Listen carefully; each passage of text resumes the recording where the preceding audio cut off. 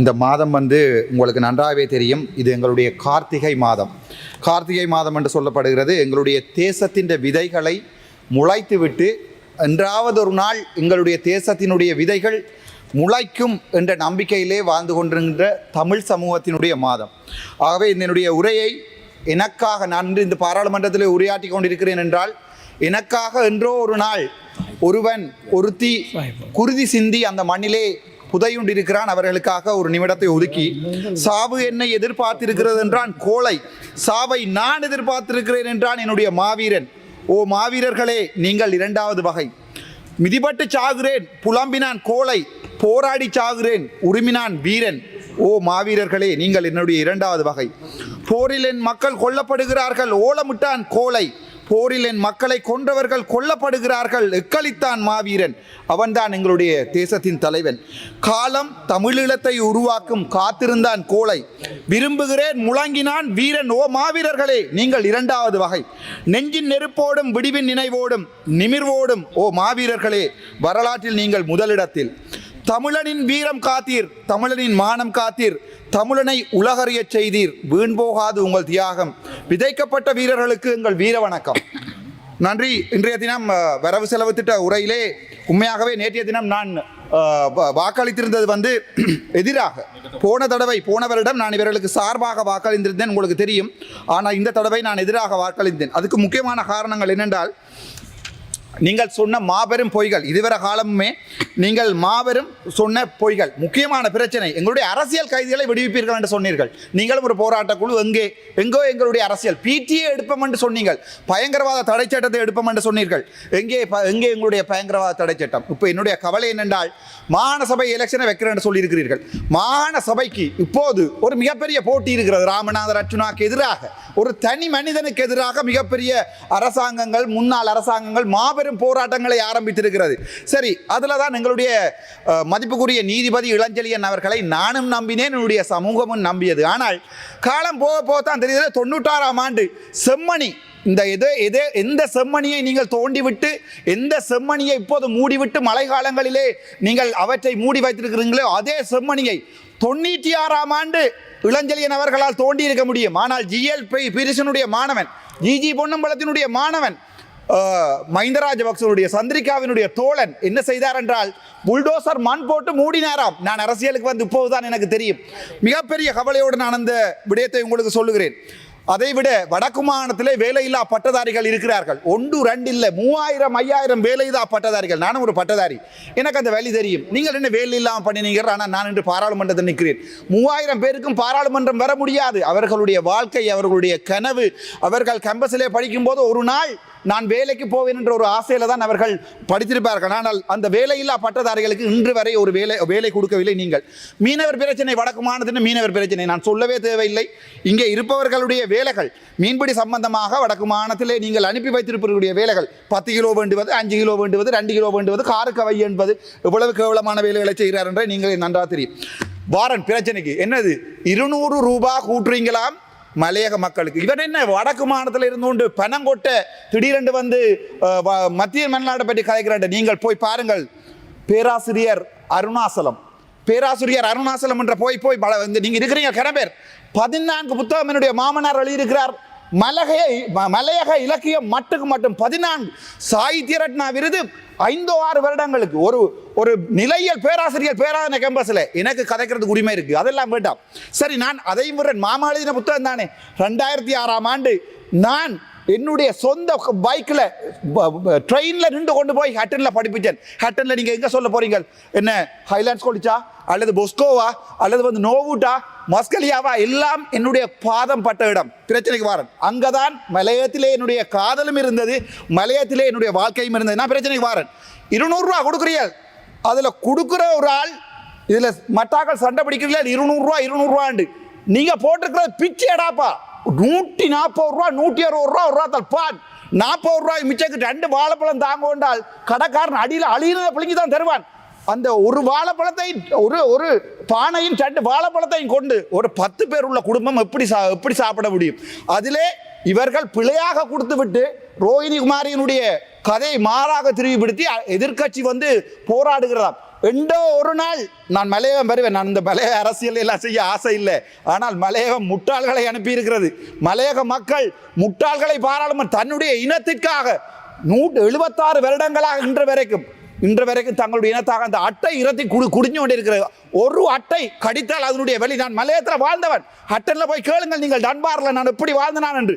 ஆனால் இன்று வரைக்கும் உங்களுடைய ஒருவர் அந்த மக்களுக்காக போராடவில்லை. என்றோ ஒரு நாள் நான் மலையத்திலே நிற்பேன். ஆனால் நிற்கிற நாட்களில் இதில் நிற்கிற எந்த ஒரு அரசியல்வாதியும் அந்த பக்கம் இருக்க மாட்டேங்கிறார். நான் ஒரு இனத்துக்காக போராடுகின்ற இனத்துக்காக போராடியவனை பார்த்து வளர்ந்தவன் நான். சரி, அதையும் விடுவோம். அது பிறகு பார்ப்போம். பலாலியை விஸ்தரிக்க போறேன். நீங்கள் என்னுடைய இனம், என்னுடைய மக்கள் குடிசைகளிலே வாழ்கிறார்கள். பலாலியில எவ்வளவு பொய்யடா சொல்றீங்கள்? ஒவ்வொரு முறையும் வந்து 3000 மில்லியன், 300 மில்லியன், 500 மில்லியன், 1000 மில்லியன். அங்கே ஆமிக்காரன் பெருந்தோட்டம் வச்சுக்கொண்டு அதுக்குள்ள தென்னையை வச்சுக்கொண்டு வளர்த்து கொண்டிருக்கிறான். இங்க முட்டாள்கள் மாதிரி அதை ஏமாற்றுகின்ற ஒரு கொஞ்சம் பேரும் இங்கே இருக்கிறேன். இவர்களோட அடிக்கிற டீல் ஏன் பலாலி காணி உங்களால் விடுவிக்க முடியாது. சரி, அதை விடுவோம். தையிட்டு விகார நானே சொன்னான் உடைக்க வேண்டாம், அதுக்கு நஷ்டவிட்ட கொடுங்க. இன்று வரைக்கும் ஜனாதிபதி அன்றகுமார் நாயக்க ஏதாவது செய்திருக்கிறாராண்டா? இல்லை. பார் பர்மிட் நான் கதைக்கவே விருப்பம் இல்லை. கிளிநொச்சியில் முழு இடங்களுமே பார் பர்மிட் இருக்கிறது. இன்று கூட அந்த பேரை, அதாவது பார் பர்மிட் வேண்டி கொடுத்தவருடைய பேரை சொல்வதற்கு வெட்கப்படுகிறது. நலிந்த ஜேதிச மந்திரித்துவமா அதை வெட்கப்படுகிறார். முடிந்தால் பேரை சொல்லுங்க. அலார் பார் பர்மிட். இலங்கையிலே அதிகுறைந்த வருமானம் உள்ள மாவட்டம் கிளிநொச்சி. ஆனால் இது நடக்கிறது. அங்கே கொண்டே 500 பாரை அடுக்கி இருக்கிறார்கள் ஏனையின் ரோட்டில். உங்களுக்கு ஒரு முதுகெலும்பு இருந்தால் ரணிலுடைய ஆட்சி காலத்தில் அந்த பார் பர்மிட்டை கொடுத்து தயவு செய்து சொல்ல முடியுமாங்களா? உங்களுக்கு அரசியல் நாளைக்கு உங்களோட மீட்டிங், தமிழரசு கட்சி நாளைக்கு உங்களோட மீட்டிங். ஆகவே நீங்கள் அந்த விடயங்களை ஒரு நாளுமே வெளியே சொல்ல மாட்டீங்க. சரி, விஷயத்துக்கு வரும். சுதேச வைத்தியத்துறை 2030 தான் அவர்களுடன் கேட்டு கதைக்கேன்.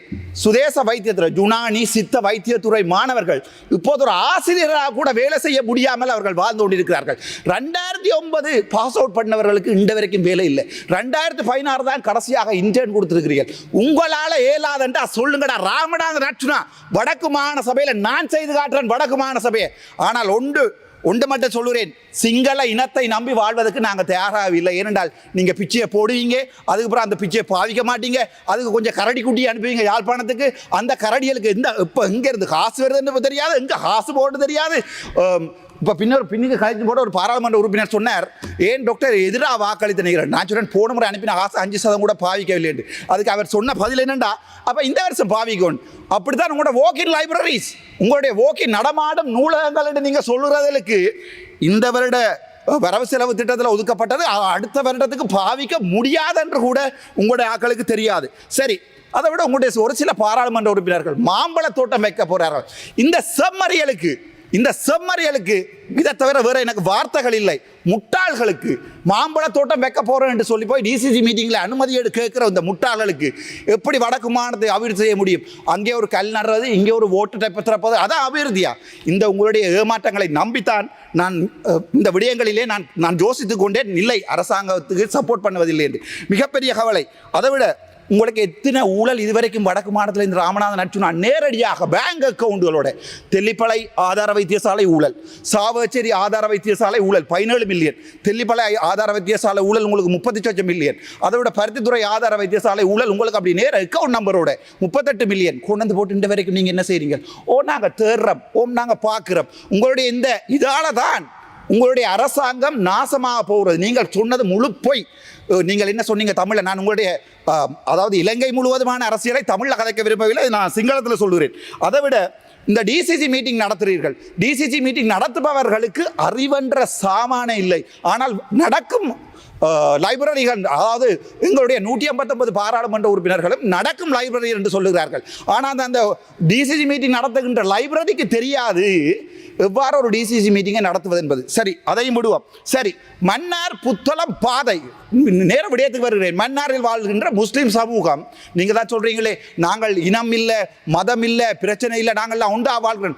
மன்னாரில் வாழ்கிற ஒரு முஸ்லீம் சகோதரர் தன்னுடைய புத்தளத்தில் இருக்கிற நண்பருடைய வீட்டுக்கு வர வேண்டுமா இருந்தால் அனுராதபுரம் வந்து கிட்டத்தட்ட 1.5 மணித்தியாலம் 2 மணித்தியாலம் ட்ராவல் பண்ணி தான் வரணும். எவ்வளவு ஆக்சிடென்ட், எவ்வளவு ரோட்டுகள், எவ்வளவு பெட்ரோல் வீண் விரயம். அதுக்கு நீங்கள் சொல்றது உங்களுக்கு அரசியல். ரிசாத் பதியுதீன் போடப்பட்ட பாதை திறந்தால் மன்னார் மக்களுடைய வாக்குகள் முழுக்க ரிசாத் பதியுதீனுக்கு போயிடும் என்று. அதையும் அதையும் நம்பி ஒரு சில முஸ்லிம் மக்கள் உங்களை மாதிரியான அரசாங்கத்துக்கு ஓட் போடுகிறார்கள் என்றால் தன்னுடைய இனத்தினுடைய 2 சமூகங்களை இணைக்கின்ற ஒரு காட்டு பாதையை கூட இந்த அரசாங்கத்தால் திறந்து விட முடியாது. நான் யூரோப்புக்கு பின்னாலே இருக்கிறாருங்க ஒரு முஸ்லிம் பாராளுமன்ற உறுப்பினர் யூரோப்புக்கு போனேன். நான் அந்த யூரோப்பிலே ஒவ்வொரு ரயில்வே ட்ராக்கையும் ஃபென்ஸ் அடித்திருக்கிறார்கள். அதாவது வந்து ஃபென்ஸ் என்று சொன்னால் எல்லை போட்டி இருக்கிறார்கள். அங்கே ஒரு வனவிலங்குகளும் வந்து அந்த இடத்துல ஒன்றும் செய்யாது. நீங்கள் இதுவரை செய்யாத அநியாயமாக இந்த நாட்டுக்கு அந்த பாதை போடப்பட்டதால் வந்து சூழலியல் நாட்டம் மன்னாரில் கொண்டே 46-50 என்ன காற்றாலைகள் வைத்திருக்கிறீர்கள். அதால் வராத பாதிப்பாக இந்த பாதையால் வரப்படுகிறது. ஆகவே விடயத்துக்கு வருவோம். இந்த இண்டிஜினஸ் மெடிசின் அவர்களுக்கு நான் சொல்ல வேண்டியது, அதாவது சுதேச வைத்தியர்களுக்கு சொல்ல வேண்டியது, என்றாவது ஒரு நாள் என் பேரில் ஒரு வடக்கு மாநில வருமாக இருந்தால் அன்று நான் கட்டுகிறேன் என்னுடைய வடக்கு மாநிலத்தில் பாதைகளை, என்னுடைய சகோதரங்கள் எங்களுடைய வெளிநாட்டில் இருக்கிற எங்களுடைய நண்பர்களை கொண்டு, எங்களுடைய புலம்பெயர் மக்களை கொண்டு நாங்கள் வடக்கு மாநிலத்தை அபிவிருத்தி செய்கிறோம். ஆனால் மறுபடியும் அதே வரலாற்று பிழையை இந்த தமிழ் சமூகம் விடுமாக இருந்தால் ராமநாதன் அர்ச்சுனாவினுடைய அரசியல் அன்றுதான் கடைசியாக இருக்கும். அதன் பிறகு எந்த அரசியலை நான் நினைக்க மாட்டேன். நான் என்னுடைய மாகாண சபைக்கான உங்களுக்கு உறுதிமொழி.